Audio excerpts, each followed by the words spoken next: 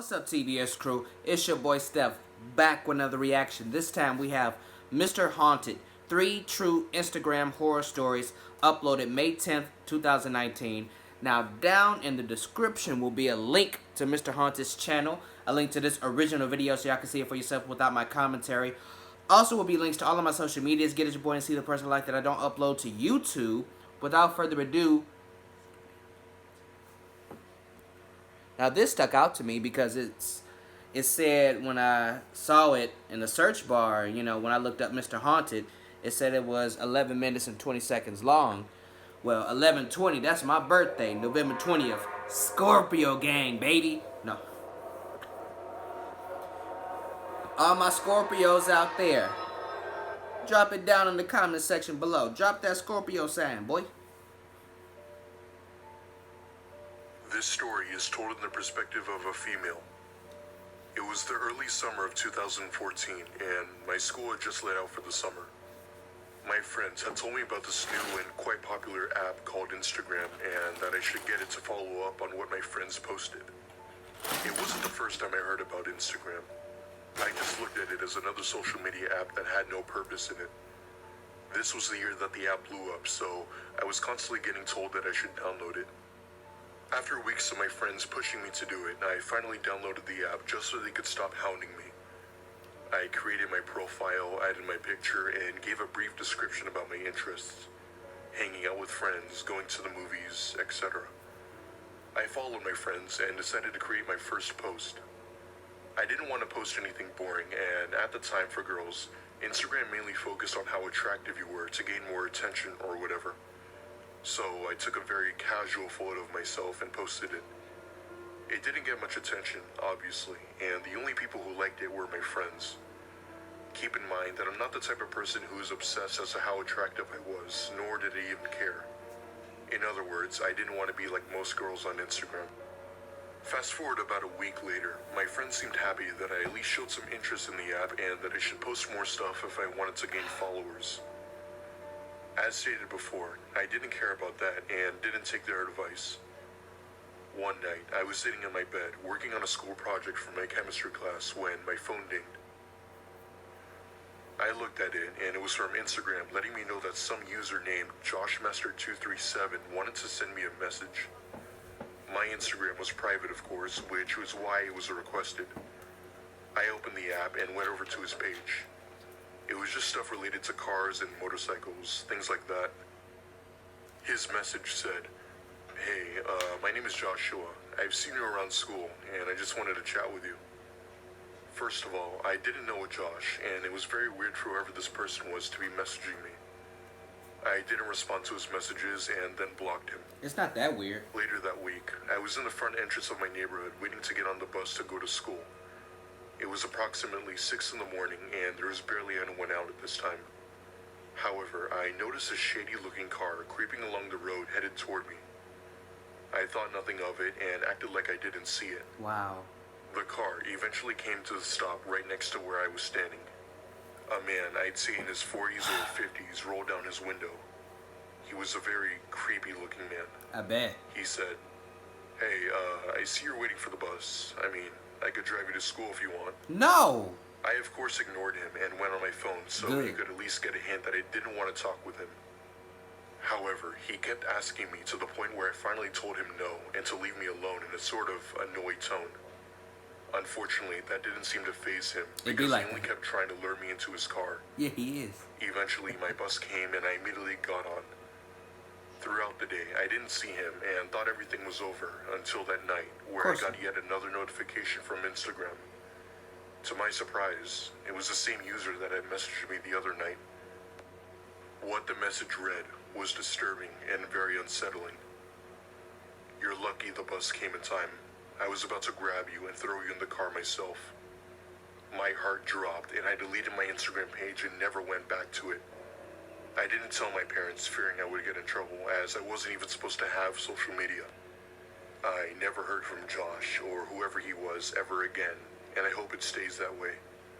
A friend from school now picks me up from my house, and we both go to school and back to our houses. I don't know what happened to Josh after that incident, but as far as I know, his Instagram page was gone. I'm just hoping he's not out there trying to lure people into his car. I still have thoughts as to what would have happened had he gotten a hold of me. If I was you, I would have taken a picture of him and the car and the plate and called the police. While I was on the bus, while I was still waiting, fuck, get him caught up. In 2015, when I was 18 years old, my friends and I had recently started using the new Instagram app. Yes, Instagram existed before 2015, but it wasn't as popular then. I don't know what made it so popular during this time, but my friends and I thought it was way better than Facebook or MySpace. We'd constantly MySpace, post selfies of ourselves by ayy. the beach, at the mall, or wherever we were to show that we were having a good time. I don't mean to brag, but we gained a lot of attention from our pictures, mainly beach pictures, as those were the ones where we exposed more skin. The early It 2000s sounds was weird, lit. but most people like pictures like that. Anyway, fast forward to about a month later, school had finally ended and summer vacation was finally upon us. My family and I were going up to Fort Myers to stay Early there for a few 2000s nights to as a mid, sort of yeah. small vacation. We lived in Orlando, so it was considered as a trip. We had previously booked a beach house by the ocean to enjoy the view, and because the beach was only 2 minutes away. It was a Friday evening, and I figured I'd go out to the shore to take a few pictures for my Instagram. I took a few and posted them almost immediately to my page. The likes and the comments came flooding in almost immediately. However, I noticed that there was one particular comment on my photo from someone I didn't know. I keep my Instagram as private, which means that whoever wants to follow me has to request it, and I know for a fact that I never accepted their request. I'm very cautious as to who follows me on Instagram, and I got a bit curious as to who it was. I could tell that it was a guy based on his username. His comment read, "Damn, you're cute." I went to his account and what I saw shocked me. I expected it to be a guy around my age, but instead, it was some man that looked to be in his 50s or maybe even older. He had around 100 followers and was following over 300 people, including me. His name was Marcel, and he was apparently 55 years old. It disgusted me, and I deleted his comment. I didn't want to block him as I thought it would be rude to do that, so I left it alone, hoping What? he wouldn't comment again or attempt to talk to me. Yeah, However, that night at around 10, I received a message from the same guy. He introduced himself and wanted to chat with me. no. I told him that I felt uncomfortable chatting with someone who was way older than me and that I was too busy. He then started to tell me that it would be all okay and that he just wanted to get to know me. Pedophile. I again told him no and ended up blocking him. I'll show the picture of the chat on screen now. After that, he thankfully stopped and I wanted nothing to do with it anymore. However, later that night, I was getting ready for bed when an unknown number called me. I figured it was a scam call, but I picked it up anyway. Shouldn't have did I that. said hello into the phone, but there was no answer, so I hung up. But not even 10 seconds later, the same number called again. This time, I picked up a bit annoyed and said hello into the phone once again. Why do you keep answering? There was a voice of a man that said something I will never forget. He said my full exact name. The call then hung up, and my heart was constantly skipping beats. I very well could be wrong, but I was pretty sure that it was the same man from Instagram. Two things don't happen so close together without them being linked somehow. Yeah? The Instagram Most account was times. then taken down, and I couldn't find it after that. The scariest part, however, was how he knew my phone number and my full name. Probably knows your address too. Yeah, he was trying to be your sugar daddy. It be like that. This story is something that I witnessed a few years back. It is by far the most scariest and most unsettling experience I've ever had. I bet. In 2015, my girlfriend Lauren had died due to a heart attack while asleep. It happened without warning, and we still have no idea as to what caused it. Even doctors aren't sure. She didn't smoke often, and she had a relatively healthy diet, so it didn't make sense at all. Every day, I would constantly be crying due to her death and couldn't get her off my mind. Her parents had took all of her belongings the day after she passed, and the only thing I had to remember her was a picture of us, as well as a few on my phone. Months had passed, and I had already moved on. I lived on my own in a different state and worked at a shopping mall. One day, I was in bed texting my friend when all of a sudden I received a notification from Instagram. The notification said that someone wanted to send me a direct message. I didn't know who this person was, but I noticed something strikingly familiar about the username. It took me a few seconds to realize that it was my girlfriend's Instagram username. My heart dropped into my stomach, and I immediately opened the chat and, of course, accepted her message. It was the same profile picture of her. I'd like to mention that my girlfriend was practically glued to her phone on social media before she passed. I typed in chat saying, "Who is this, and why are you on my girlfriend's account?" I could practically feel the anger rushing through my veins. Whoever was on the other end typed back, claiming that they knew all about Lauren. At this point, it was obvious that someone, most likely one of her friends, was trying to pull a prank that I didn't like. What kind of person takes control over a person's phone who had died? I hastily typed back saying, "Look, you need to stop doing this, as it doesn't only make me upset, but that it's also very disrespectful." After that, there was no response from whoever it was. Fast forward to about 2 weeks later, I received yet another message from the same user. This time, the message was similar to a threat. The message read, "She never wanted to be with you.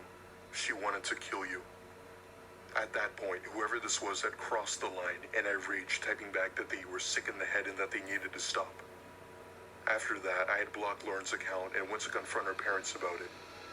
Her parents had told me something that still sends a shiver down my spine. Apparently, they had both gone out for dinner one night and came back to find that their house had been ransacked. The only thing that was missing was all of Lauren's belongings, including her cell phone.